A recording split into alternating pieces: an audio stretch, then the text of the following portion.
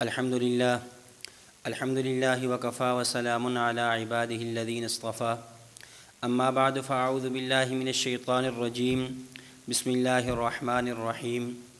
ولقد نصركم الله ببدر وأنتم أذلة فاتقوا الله لعلكم تشكرون. عن جابر بن عبد الله رضي الله تعالى عنه قال قال رسول الله صلى الله عليه وسلم لن يدخل النار احد شهد بدرا او كما قال صلی اللہ علیہ وسلم. اللهم صل على محمد وعلى آل محمد كما صليت على إبراهيم وعلى آل إبراهيم إنك حميد مجيد. اللهم بارك على محمد وعلى آل محمد كما باركت على إبراهيم وعلى آل إبراهيم إنك حميد مجيد. آج 17 رمضان المبارک اسلامی تاریخ کا ایک اہم ترین دن ہے. یہ وہ مبارک دن ہے جس میں اللہ رب العزت نے مسلمانوں کو، اہل حق کو عظیم الشان فتح اور کفار کو، اہل باطل کو عبرتناک شکست عطا فرمائی تھی. یہ ایک تاریخ ساز دن ہے جس میں مسلمان اپنی افراد کی کم قوت کے باوجود ایک بہت بڑے لشکر پر جو اپنے سے 3 گنا بڑھ کے تھا اس پہ غالب آئے. اس وجہ سے قرآن کریم نے اس دن کو یوم الفرقان کے دن سے یاد فرمایا ہے، یعنی فرق کرنے والا دن، حق اور باطل کے درمیان فرق کرنے والا دن. ایسا دن لیحق الحق ویبطل الباطل، جس میں احقاق حق اور ابطال باطل ہوا. حق کیا ہے؟ حق کی حقانیت اور باطل کا ابطال روز روشن کی طرح، چڑھتے ہوئے سورج کی طرح اللہ رب العزت نے واضح کر دیا.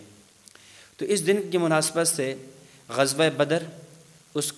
کا پس منظر، اس کا پیش منظر، اس کے محرکات، اسباب، نتائج اور چند واقعات آپ حضرات کے سامنے عرض کرنے ہیں. رمضان المبارک میں، شروع رمضان المبارک میں جب نبی علیہ الصلوۃ والسلام کو پتہ چلا کہ ابو سفیان، جو اس وقت تک رضی اللہ تعالیٰ عنہ نہیں بنے تھے، حلقہ اسلام میں نہیں آئے تھے، وہ ایک لشکر لے کر گئے ہیں. اور ایسا لشکر جس کی بنیاد پر مشرکین مکہ کی تجارت ہوا کرتی تھی، اور مشرکین کی تجارت کے حوالے سے ایک اہم سفر ہوا کرتا تھا. چونکہ مکہ المکرمہ سے ملک شام یہ لوگ جاتے اور وہاں سے تجارت کر کے واپس آتے. اللہ کے نبی صلی اللہ علیہ وسلم کو اطلاع ملی کہ ابو سفیان اپنے احباب کے ساتھ، دوستوں کے ساتھ گیا ہے اور ملک شام سے تجارتی قافلہ لا کر واپس آ رہا ہے. تو آپ علیہ الصلوۃ والسلام نے صحابہ کرام رضوان اللہ علیہم اجمعین سے مشورہ کیا کہ اس حوالے سے ہمیں اس قافلے کی پیش قدمی کرنی چاہیے، قافلے کے پیچھے جانا چاہیے، تاکہ اللہ رب العزت یا تو ہمیں فتح عطا فرما دیں گے یا اللہ جل شانہ ہمیں غنیمت عطا فرما دیں گے. چنانچہ آپ علیہ الصلوۃ والسلام یہاں سے نکلے، اور اس وقت صحابہ کرام رضوان اللہ علیہم اجمعین کی جو تعداد تھی وہ ایک روایت کے مطابق 313 اور ایک روایت کے مطابق 314 اور ایک روایت کے مطابق 315 تھی. زیادہ صحیح روایت 313 والی ہے. یہ صحابہ کرام رضوان اللہ علیہم اجمعین نکلے. آپ کے ساتھ صرف 2 گھوڑے ہیں اور 70 اونٹ ہیں، اور 70 اونٹ. اور حضرت عبداللہ بن مسعود رضی اللہ تعالیٰ فرماتے ہیں کہ ایک ایک اونٹ پر 2 یا 3 بندے سوار ہوتے، چونکہ افراد زیادہ ہیں، اونٹ کم ہیں. چنانچہ نبی علیہ الصلوۃ والسلام، حضرت علی رضی اللہ تعالیٰ عنہ اور حضرت ابو لبابہ رضی اللہ تعالیٰ عنہ، یہ 3 حضرات ایک اونٹ پر اپنی باری کے مطابق سوار ہوتے، چڑھتے اور اترتے اور یوں چلے جا رہے تھے. اور مقام بدر یہ مدینہ منورہ سے تقریباً 70 میل کی مسافت پر ہے. 70 میل کہہ دیں یا ہمارے زمانے میں کلومیٹر کے اعتبار سے دیکھتے ہیں تو 120 کلومیٹر کی مسافت پر مقام بدر. وہاں ایک کنواں تھا جس کو ایک بدر نامی آدمی نے آباد کیا تھا، تو اس جگہ کا نام مقام بدر پڑ گیا. تو اللہ کے نبی صلی اللہ علیہ وسلم یہ 313 کی تعداد کو لے کر نکلے. فی الوقت بظاہر کو جنگ کا ارادہ نہیں ہے، فی الوقت تو یہی ہے کہ ہم جا کر اس قافلے پر شب مار کریں گے، قافلے کو لوٹیں گے، اس نیت سے جا رہے ہیں. لیکن جیسے جہاں وہاں پہنچتے ہیں راستے میں ہیں کہ ادھر ابو سفیان کو ذرائع سے پتہ چل جاتا ہے کہ شاید کہ نبی علیہ الصلوۃ والسلام اپنے صحابہ کرام کے ساتھ آ کر ہمارے قافلے کو لوٹنا چاہ رہے ہیں۔ تو ابو سفیان نے فوراً ایک بندہ دوڑایا جس کا نام زمزم غفاری تھا، ایک اونٹ دیا، تیز اونٹ، اور اس اونٹ کو تھوڑا زخمی کیا، یعنی اس کا خون نکالا۔ یہ اس زمانے میں ایک علامت ہوا کرتی تھی کہ کسی خوفناک خبر کی خبر دینی ہو یا جلدی لوگوں کو نکالنا ہو، ابھارنا مقصد ہو، تو پھر یوں کیا کرتے تھے۔ تو زمزم غفاری یہ اونٹ لے کر نکلا، دوڑا دوڑا وہاں پہنچا اور وہاں پر جا کر یہ اعلان کیا کہ اپنے قافلے کو بچاؤ، قریب ہے کہ تمہارا قافلے پر حملہ ہو جائے، اس لیے اپنے قافلے کو بچاؤ۔ تو جیسے ہی اہل مکہ کے نے یہ خبر سنی کہ ہمارے قافلے پہ یہ ہو رہا ہے، تو فوراً چونکہ ایسا قافلہ تھا جس کے اندر اہل مکہ میں سے تقریباً تمام کا سامان، تمام کے پیسے، پونجی اس کے اندر پڑی ہوئی تھی، تو فوراً وہاں سے ابو جہل نے لوگوں کو جمع کیا اور ہر گھر سے افراد نکالنا شروع ہوئے، اور وہاں سے ایک بہت بڑی تعداد جمع غفیر جو تقریباً 1000 افراد پر مشتمل تھا وہ نکلا۔ اور اس سے پہلے یعنی ابو سفیان نے جو قافلہ جو زمزم غفاری کو بھیجا، اس سے پہلے وہاں مکہ المکرمہ میں ایک واقعہ یہ بھی پیش آیا کہ نبی اقدس صلی اللہ علیہ وسلم کی پھوپھی حضرت عاتقہ بنت عبد المطلب رضی اللہ تعالیٰ عنہ، بعض فرماتے ہیں کہ اسلام لے ہی تھی، بعض کہتے ہیں انہوں نے اسلام قبول نہیں کیا تھا۔ تو حضرت عاتقہ نے ایک خواب دیکھا۔ خواب کیا ہے؟ کہتی ہیں کہ ایک اونٹ سوار شتربان وہ آیا، دوڑتا ہوا آتا ہے اور آ کر کہتا ہے، اہل مکہ میں آ کر اعلان کرتا ہے کہ یا اہل مکہ انفروا الی مصارعکم فی 3 ایام، اے اہل مکہ انفروا نکلو اپنی قتل گاہوں کی طرف، اپنے بچھاڑے جانے کی جگہ تک 3 دن کے اندر نکلو۔ اور پھر وہ جو اونٹ آتا ہے سائے شتربان مقام ابتہ سے آ کر پھر یہاں مسجد حرام میں داخل ہوتا ہے، پھر مسجد حرام سے جبل ابی قبیس پہ چڑھتا ہے، اور جبل ابی قبیس پر وہاں سے وہ ایک پتھر گراتا ہے، بھاری بھر پتھر، وہ ایسا پتھر ہوتا ہے وہ نیچے آ کر ٹکڑے ہوتا ہے، اور اس کے جو چھینٹیں اور ٹکڑے ہیں پورے مکہ میں شاید ہی کوئی گھر بچہ ہو جس کے اندر وہ ٹکڑے نہ پڑے ہوں۔ اور یہ خواب بیان کیے۔ جب یہ خواب دیکھا تو انہوں نے یہ خواب اپنے بھائی حضرت عباس رضی اللہ تعالیٰ عنہما کے سامنے رکھا۔ حضرت عباس رضی اللہ تعالیٰ عنہ نے جب یہ سنا تو ان کا زمانہ جاہلیت کا ایک دوست تھا ولید بن عتبہ کو خواب بتا دیا۔ ولید بن عتبہ نے جا کر اپنے باپ عتبہ کو بتا دیا۔ یوں خواب چلتے چلتے ابو جہل تک پہنچ گیا۔ ایک دن حضرت عباس رضی اللہ تعالیٰ عنہ مسجد حرام میں بیٹھے ہوئے تھے ایک مجمع کے اندر، ابو جہل آیا اور آ کر کہتا ہے، اے ابو الفضل، یہ ابو الفضل حضرت عباس رضی اللہ تعالیٰ عنہ کی کنیت ہے، اے ابو الفضل یہ کیا، پہلے تو تمہارے مرد ہی نبوت کا دعویٰ کیا کرتے تھے، میں نے سنا ہے اب تمہاری عورتوں نے بھی نبوت کا دعویٰ شروع کر دی ہے کہ تمہاری عورت بھی ہمارے بارے میں یہ خواب دیکھ رہی ہے۔ تو یہ ادھر یہ واقعہ ہوا، اور ادھر ہی کچھ وقت بعد زمزم غفاری بھی پیغام لے کر پہنچ گیا کہ ہمارا ابو سفیان کا قافلہ لوٹنے والا ہے، لہذا اس قافلے کا خیال کیا جائے، اس کے پیچھے جایا جائے۔ چنانچہ ابو جہل نے اعلان کیا تو یہاں سے 1000 افراد، تقریباً 1000 افراد، اور جن کے پاس 200 اونٹ ہیں اور 700 گھوڑے ہیں، 200 گھوڑے ہیں اور 700 اونٹ ہیں، اور 6 زرہ پوش نوجوان موجود ہیں، اور ساتھ جو ہے نا باندیاں ہیں، اتراتے ہوئے فخر کرتے ہوئے گانا گاتے ہوئے جا رہے ہیں۔ اور ابو جہل کہہ رہا تھا کہ ہم وہاں جائیں گے اور ہم مسلمانوں کو یوں ختم کریں گے، یا پھر مسلمانوں کی کھوپڑیوں میں شراب پئیں گے، علیاذ باللہ، اس طرح کے اتراتے ہوئے جا رہا تھا۔ قرآن کریم نے اسی کی منظر کشی کی کہ وَلَا تَكُونُوا كَالَّذِينَ خَرَجُوا مِن دِيَارِهِمْ بَطَرًا وَرِئَاءَ النَّاسِ، ان لوگوں کی طرح نہ بنو جو نکلے یہاں سے مکہ المکرمہ سے اتراتے ہوئے رعاء الناس، لوگوں کو دکھلاوے کے لیے کہ ہم یہ کریں گے وہ کریں گے، لیکن معاملہ تو عجیب ہی ہوا، اس کا برعکس ہی ہوا۔ چنانچہ یہ لوگ یہاں سے وہاں پہنچتے ہیں۔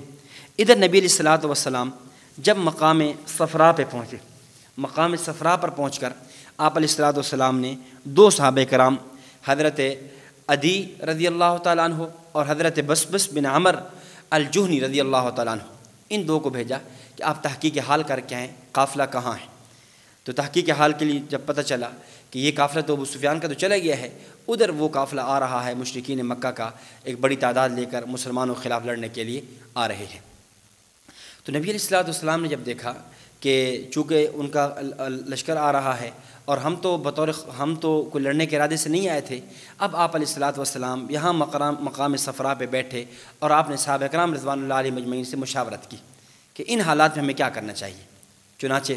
حضرت صدیق رضی اللہ تعالیٰ عنہ نے، حضرت عمر رضی اللہ تعالیٰ عنہ فرمان لگے یا رسول اللہ ہم حاضر ہیں۔ آپ نے پوری طرح ان دونوں حضرات نے اپنی جانثاری کا اظہار فرمایا۔ پھر حضرت مقداد بن اسود رضی اللہ تعالیٰ عنہ جو انصار کے سردار تھے وہ بولے، وہ اٹھے، وہ کہنے لگے کہ یا رسول اللہ ہم آپ کے ساتھ ہیں، واللہ معک، یا رسول اللہ ہم آپ کے ساتھ ہیں، امض کما امرک اللہ، آپ ہمیں حکم دیں جو اللہ نے آپ کو حکم دیا ہے، واللہ لا نقول کما قالت بنو اسرائیل لموسیٰ علیہ السلام، اللہ کی قسم ہم وہ بات نہیں کہیں گے، ہم وہ جملہ نہیں کہیں گے جو موسیٰ علیہ الصلوۃ والسلام کی قوم بنی اسرائیل نے اپنے نبی کو کہا تھا کہ اذهب انت وربک فقاتلا انا ہاہنا قاعدون، کہ اے موسیٰ تو جان تیرا رب جانے، ہم یہاں بیٹھے ہو، ہم قتال کے نہیں آتے، ہم نہیں کریں گے۔ بلکہ علامہ زرقانی کی روایت کے اندر یہ بات بھی موجود ہے کہ حضرت مقداد رضی اللہ تعالیٰ فرمان لگے یا رسول اللہ واللہ نقاتل عن یمینک، یا رسول اللہ ہم آپ کے دائیں لڑیں گے، نقاتل عن شمالک، ہم آپ کے بائیں طرف لڑیں گے، نقاتل من بین یدیک، ہم آپ کے سامنے لڑیں گے، نقاتل من خلفک، ہم آپ کے پیچھے لڑیں گے۔ آپ علیہ الصلوۃ والسلام مسکرائے، راوی حدیث کہتے ہیں آپ ایسے مسکرائے کہ آپ علیہ الصلوۃ والسلام کے یہ دانت مبارک کھل اٹھے اور آپ علیہ السلام بہت خوشی کا اظہار فرمایا۔ پھر حضرت سعد بن معاذ رضی اللہ عنہ کھڑے ہوئے، انہوں نے یہ خطبہ دیا، بڑا فصیح خطبہ، اور یہ کہا کہ یا رسول اللہ ہم آپ پر ایمان لائے، آپ نے جو باتیں کی ہم نے ان کی تصدیق کی ہے، ہم نے آپ کی مدد و نصرت کی ہے، آپ جو حکم، آپ اگر دریا میں گھوڑے دوڑانے کا حکم دیں گے ہم دریا میں گھوڑے دوڑا دیں گے، آپ جو فرمائیں گے ہم کر گزریں گے، ہم آپ کے ساتھ ہیں۔ جب صحابہ کرام کی یہ جانثاری یا یہ چیز آپ علیہ الصلوۃ والسلام نے دیکھی تو آپ علیہ السلام بہت خوش ہوئے۔ چنانچہ آپ علیہ الصلوۃ والسلام نے یہاں سے نکلے، ادھر قریش کا لشکر وہ پہلے پہنچ چکا تھا، وہاں جو ایک چشمہ تھا اس جگہ چشمہ کے ارد گرد، چونکہ وہ لوگ پہلے پہنچے، وہ پانی کی پینے کی جگہ تھی، وہاں پر جا کر ان لوگوں نے پکی جگہ تھی ڈیرا لگا لیا۔ ادھر صحابہ کرام رضوان اللہ علیہم اجمعین جب پہنچے تو وہ ایک ایسی جگہ تھی جو ریتلی جگہ تھی، وہاں پر بارش بھی نہیں ہوئی تھی، جگہ بھی بالکل خشک تھی، ادھر گرمی بھی تھی، کیونکہ ہجری عیسوی اعتبار سے یہ تقریباً مئی کا مہینہ بنتا ہے، اسلامی اعتبار سے تو رمضان ہے لیکن ہجری یعنی عیسوی اعتبار سے مئی ہے۔ تو ان حالات کے اندر جب صحابہ کرام رضوان اللہ علیہم اجمعین وہاں پر دیکھے ریتلی جگہ ہے، تو اللہ رب العزت نے مدد و نصرت میں یہ فرمائی کہ اللہ تعالیٰ نے وہاں پر بارش برسا دی، جس کو قرآن کریم نے سورۃ الانفال میں اس کو بیان فرمایا ہے کہ وَيُنَزِّلُ عَلَيْكُم مِّنَ السَّمَاءِ مَاءً لِيُطَهِّرَكُم بِهِ وَيُذْهِبَ عَنكُم رِجْزَ الشَّيْطَانِ وَلِيَرْبِطَ عَلَىٰ قُلُوبِكُم وَيُثَبِّتَ بِهِ الْأَقْدَامَ، کہ ہم نے آسمان سے ایک بارش برسا دی تاکہ تمہیں جو تمہارے پاؤں ثابت قدم ہو جائیں، تمہارا دل ثابت قدم ہو جائے اور تمہارا دل ثابت ہو جائیں۔ اس لیے اللہ رب العزت نے یہ معیت نصرت کی کہ یہ چونکہ ریتلی جگہ تھی، اب یہاں بارش برسی تو بارش برسنے سے یہ جگہ تو بہترین بن گئی، صحابہ کرام نے پانی بھی جمع کر لیا، اور وہ پکی جگہ تھی تو وہاں کیچڑ بن گیا، وہاں چلنا بھی مشکل ہو گیا۔ تو بہرحال صحابہ کرام رضوان اللہ علیہم اجمعین کا لشکر جو تقریباً 12 رمضان کو وہاں سے چلا تھا مدینہ المنورہ سے، یہاں پہنچ گیا، اور اب جنگ کی تیاریاں شروع ہیں۔ اور جب 17 رمضان مبارک کا دن آیا، جو اسلامی تاریخ ساز اہم ترین دن ہے، 17 رمضان مبارک، صبح کا وقت ہے، آپ علیہ الصلوۃ والسلام موجود ہیں، اور اس سے پہلے رات کے وقت حضرت سعد بن معاذ رضی اللہ تعالیٰ عنہ نے عرض کیا یا رسول اللہ آپ کے لیے ہم ایک چھپر سا بنا دیتے ہیں، ایک ٹیلے پر اونچی جگہ پہ چھپر بنا دیتے ہیں جس پہ آپ بیٹھے رہیں، آپ جنگ کا میدان کا نظارہ کرتے رہیں اور آپ محفوظ رہیں۔ چنانچہ حضرت سعد بن معاذ رضی اللہ تعالیٰ عنہ کی مشاورت سے اس مشاورت کو قبول کیا گیا، ایک چھپر نما بنا دیا گیا جس میں آپ علیہ السلام موجود تھے، اور آپ کی نگرانی، آپ کی یعنی حفاظت کے لیے بطور پہرہ کے حضرت ابوبکر صدیق رضی اللہ تعالیٰ عنہ اور حضرت سعد بن معاذ رضی اللہ تعالیٰ عنہ کھڑے ہوئے۔ آپ علیہ السلام پوری رات دعا مانگتے رہے، پوری رات روتے رہے، آپ پر آہوزاری گریہ زاری تاری تھی کہ اور دعا مانگتے رہے، اور یہ کہتے رہے اللہم ان تہلک ہذہ العصابہ فلا تعبد فی الارض، کہ اللہ یہ میں چھوٹی سی جماعت لے کر آیا ہوں، یہ 313 افراد ہے، 69 نوجوان ہیں، یہ چند لوگ میں لے کر آیا ہوں، اگر آج یہ ہلاک ہو گئے، یہ ختم ہو گئے، تو پھر زمین میں تیری عبادت کرنے والا کوئی نہیں ہوگا۔ یہ بڑے وجد کے اندر، یہ گریہ زاری کے اندر آپ علیہ الصلوۃ والسلام نے یہ جملے فرمائے۔ صحابہ کرام رضوان اللہ علیہم اجمعین کے بارے میں بہت دعائیں کرتے رہے، اتنی دعائیں کی کہ حضرت صدیق نے روک لیا، کہا یا رسول اللہ یکفیک، اللہ آپ کو کافی ہے، بس کیجئے، حسبک اللہ، اللہ آپ کو کافی ہے، اللہ تعالیٰ ہمیں رسوا نہیں کرے گا، اللہ تعالیٰ ہمیں فتح عطا فرمائیں گے۔ چنانچہ جب اگلا صبح ہوتی ہے، 17 رمضان المبارک ہے، پہلا دن ہے، تو یہاں سے آپ علیہ الصلوۃ والسلام نے صفیں درست فرمائی، صفیں درست ہوئیں۔ ادھر سے مشرکین مکہ کی طرف سے 3 آدمی، عتبہ بن ربیعہ، عتبہ اپنے بھائی شیبہ بن ربیعہ کو اور اپنے بیٹے ولید بن عتبہ کو لے کر سامنے آیا اور اعلان کیا کہ آ جائیں میرے مقابل میں۔ تو ادھر مسلمانوں میں سے، انصار میں سے 3 صحابہ کرام رضوان اللہ علیہم اجمعین نکلے، جن میں حضرت عوف بن حارث، حضرت معوذ بن حارث اور حضرت عبداللہ بن رواحہ رضی اللہ تعالیٰ عنہم اجمعین، یہ 3 میدان میں آئے۔ جب یہ 3 آئے، ادھر سے وہ 3 ہیں، ادھر سے یہ 3 ہیں، تو عتبہ کہنے لگا کہ من انتم، تم کون ہو؟ ان لوگوں نے اپنے تعارف کرایا کہ میں عبداللہ بن رواحہ ہوں، میں عوف ہوں، میں معوذ ہوں۔ تو اس نے کہا نہ، میرے مقابل کے بندے بھیجو، ما لنا منکم من حاجہ، مجھے آپ کی کوئی ضرورت نہیں ہے۔ اور پھر کہا اخرج الینا یا محمد اکفاءنا من قومنا، اے محمد صلی اللہ علیہ وسلم ہمارے مقابلے میں ہمارے ہی قوم کے، ہمارے مقابلے کے نوجوان بھیجے جائیں۔ چنانچہ آپ علیہ الصلوۃ والسلام کھڑے ہوئے، آپ علیہ السلام نے فرمایا قم یا حمزہ، اے حمزہ اٹھو میدان مقابل میں آؤ، قم یا علی، اے علی اٹھو میدان مقابل میں آؤ، قم یا عبیدہ بن الحارث، اے عبیدہ بن حارث اٹھو۔ تو 3 ادھر ہیں، تو مقابلے میں 3 اب قریش میں سے کون؟ حضرت حمزہ رضی اللہ تعالیٰ عنہ، نبوت کے چچا، حضرت علی رضی اللہ تعالیٰ عنہ، آپ کے چچا داد بھائی، آپ کی کفالت میں رہنے والے، اور اس طرح حضرت عبیدہ بن حارث رضی اللہ تعالیٰ عنہ، یہ 3 حضرات نکلے۔ تو عتبہ کے مقابل میں حضرت عبیدہ بن حارث تھے رضی اللہ تعالیٰ عنہ، اور شیبہ کے مقابل میں حضرت حمزہ رضی اللہ تعالیٰ عنہ، اور ولید کے مقابل میں حضرت علی رضی اللہ تعالیٰ عنہ۔ یہ 3 آپس میں جنگ ہوئی، جنگ شروع ہوتی ہے۔ تو حضرت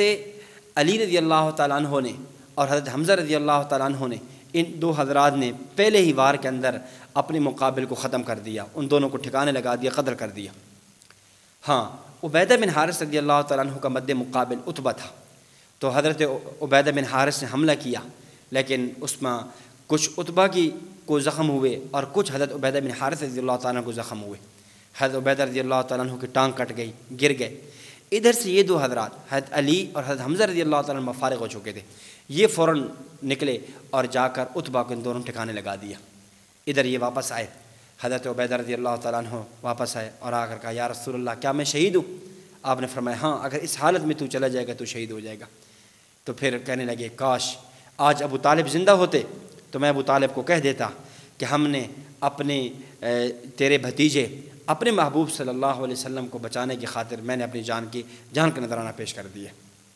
یہ تو انفرادی جنگ تھی۔ اس کے بعد پھر گھمسان کی جنگ شروع ہوئی، اور پھر یہ جنگ لگی رہی جس کے اندر انصار دوڑتے ہوئے اپنے یعنی بہادری کا نذرانہ پیش کرتے ہوئے، عجیب شوق نظر آ رہا تھا صحابہ کرام رضوان اللہ علیہم اجمعین کا۔ امیہ بن خلف میدان میں آیا، اس کو قتل کر دیا۔ ادھر پھر صحیح بخاری کے اندر ابو جہل کا واقعہ موجود ہے، تفصیلی واقعہ موجود ہے کہ حضرت عبد الرحمن بن عوف رضی اللہ تعالیٰ عنہ فرماتے ہیں کہ میں میدان جنگ کی صفوں میں کھڑا تھا، میں کیا دیکھتا ہوں کہ 2 لڑکے،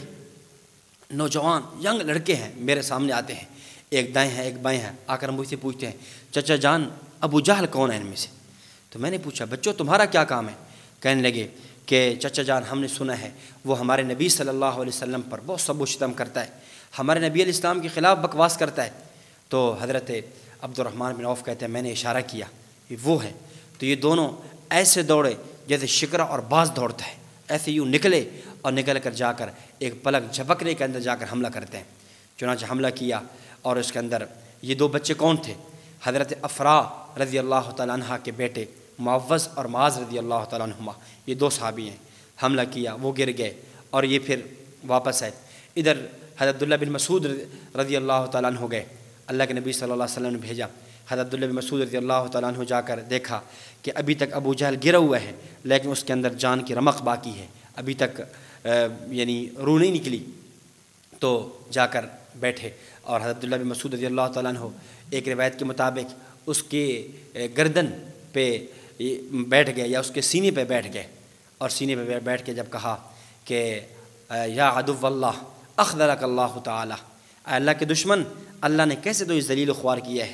اے اللہ کے دشمن، اللہ نے کیسے تو یہ ذلیل کر دیا ہے۔ تو اس وقت بھی یہ ظالم کہنے لگا کہ اپنے نبی کو، اپنے صاحب کو میرا پیغام پہنچا دینا کہ اللہ کی قسم میرے دل کے اندر آپ کا بغض جتنا پہلے دن تھا آج اس سے بغض بڑا ہے، کم نہیں ہوا۔ یعنی اللہ کا دشمن آخری وقت جب روح نکل رہی ہے اس وقت بھی یہ جملے کہہ رہا ہے۔ اور پھر اس کے ساتھ ہی حضرت عبداللہ بن مسعود رضی اللہ تعالیٰ کو کہنے لگے کہ اے چرواہا کے بیٹے، کاش تیرے بجائے کوئی اور آدمی ہوتا جو میرا سر قلم کرتا، کیوں میں ایک بادشاہ ہوں، میں سردار ہوں، اور ایک تو چرواہے کا بیٹا ہے، تو آ کے میرے سر قلم کرنے آیا ہے۔ حضرت عبداللہ بن مسعود رضی اللہ تعالیٰ عنہ نے سر قلم کیا۔ یہاں ایک بات سمجھیں، حضرت استاذ دامت برکاتہم، حضرت شیخ طریقت متکلم اسلام مولانا الیاس گھمن صاحب حافظ اللہ تعالیٰ ایک نقطہ بیان فرماتے ہیں کہ اللہ رب العزت نے ابو جہل کا سر جو قلم کرایا ہے یہ حضرت عبداللہ بن مسعود رضی اللہ تعالیٰ سے کرایا ہے۔ وجہ کیا ہے؟ وجہ یہ ہے کہ ابو جہل بہت بڑا متکبر، شقی، بدبخت انسان، یعنی تکبر کا آپ اس حضرات اس سے اندازہ لگائیں کہ اس وقت عین موت سامنے ہے، اس وقت بھی عاجزی کے جملے نہیں ہیں، اس وقت بھی متکبرانہ جملے ہیں۔ تو اتنے بڑے متکبر کا سر قلم کرا ہے کس سے؟ بہت بڑے متواضع آدمی سے۔ کیوں؟ ابن مسعود رضی اللہ تعالیٰ عنہ وہ صحابی ہیں کہ جب آپ علیہ الصلوۃ والسلام جس رات جنات کو دعوت دینے جا رہے تھے تو آپ نے فرمایا تھا کہ یخرج معی فی قلبہ، ایسا آدمی میرے ساتھ نکلے جس کے دل کے اندر ایک رائی کے دانے کے برابر بھی تکبر نہ ہو، یعنی متواضع ترین انسان میرے ساتھ نکلے۔ تو اللہ رب العزت نے ایک متکبر کو قتل کرایا، اور ایک متکبر کو اللہ رب العزت نے ایک متواضع اور عاجز صحابی حضرت عبداللہ بن مسعود رضی اللہ تعالیٰ عنہ قتل کرایا۔ امام سرخسی رحمۃ اللہ علیہ فرماتے ہیں، فرمایا کہ یہ ابو جہل، اور بلکہ تو حدیث کے جملے بھی ہیں، آپ علیہ الصلوۃ والسلام نے فرمایا تھا کہ میری امت کا فرعون یہ ابو جہل تھا، اور پھر یہ اس فرعون سے بڑھ کر تھا۔ کم از کم موسیٰ علیہ السلام کے زمانے کا جو فرعون تھا، جب اس نے اسباب موت کو دیکھا، نزع کی کیفیت آئی، فرشتوں کو دیکھا، تو یہ تو کہہ دیا کہ الآن آمنت برب موسیٰ، آمنت بھی بنو اسرائیل، اب تو میں بنی اسرائیل کے رب پر ایمان لے آیا، اب تو میں موسیٰ علیہ السلام کے رب پر ایمان لے آیا۔ لیکن یہ وہ آدمی تھا اس وقت بھی کہہ رہا تھا کہ میرے دل میں جو بغض پہلے تھا وہ بغض آج سے کئی گنا بڑھ کر ہے۔ تو امام سرخسی رحمہ اللہ فرماتے ہیں کہ جس طرح ہمارے نبی امام الانبیاء ہیں صلی اللہ علیہ وسلم، اسی طرح آپ کا عدو، آپ کا دشمن بھی تمام انبیاء کے دشمنوں سے بڑھ کر ہے۔ جس طرح آپ علیہ السلام کا مقام، مرتبہ، افضلیت موسیٰ علیہ السلام پر ہے، اس طرح آپ کا جو دشمن ہے وہ موسیٰ علیہ السلام کے دشمن فرعون کے مقابل سے بھی بڑھ کر ہے۔ تو چنانچہ ابو جہل کو قتل کر دیا گیا۔ اس طرح یہ گھمسان کی جنگ لگی رہی جہاں تک کہ آپ علیہ السلام نکلے، اور آپ علیہ السلام نکلے، جنگ ہے، گھمسان کی جنگ ہے۔ وما رمیت اذ رمیت ولکن اللہ رما، یہ پڑھا اور شاہت الوجوہ فرمایا، اور ایک کنکری لی اور آپ نے وہاں دشمن کو اس پہ پھینک دی، جس سے وہ ریت کی مٹھی یا وہ کنکریاں ایسی تھیں کہ جو تقریباً دشمنوں کی آنکھوں میں چلی گئیں، اور اللہ رب العزت نے مسلمانوں کو فتح عطا فرمائی۔ اور پھر یہاں پر یہ بات سمجھے کہ اللہ رب العزت نے اسی اسلام میں یعنی فرشتوں کو بھیجا، اور فرشتے ایک نہیں ہیں، فرشتوں کی تعداد قرآن کریم نے نقل کی ہے کہ فرمایا کہ جس وقت اذ تستغیثون ربکم فاستجاب لکم انی ممدکم بالف من الملائکۃ مردفین، تو اللہ رب العزت نے فرشتے 1000 ب3,000 5,000 ب5,000 ب3,000 3,000 اور ب5,000 5,000. تو اللہ رب العزت نے فرشتے بھیجے میدان مدد کے لیے، نصرت کے لیے. اب فرشتے اللہ رب العزت نے کیوں بھیجے؟ ایک تو یہ سمجھے، یہ روایات کا جو بظاہر آیات کا تعارض ہے، تو یہ اس لیے ہے کہ 3,000 فرمایا، اس لیے 1,000 اس لیے فرمایا کہ مقابل میں کفار کا لشکر 1,000 تھا، تو فرشتے بھی کتنے تھے؟ 1,000 تھے.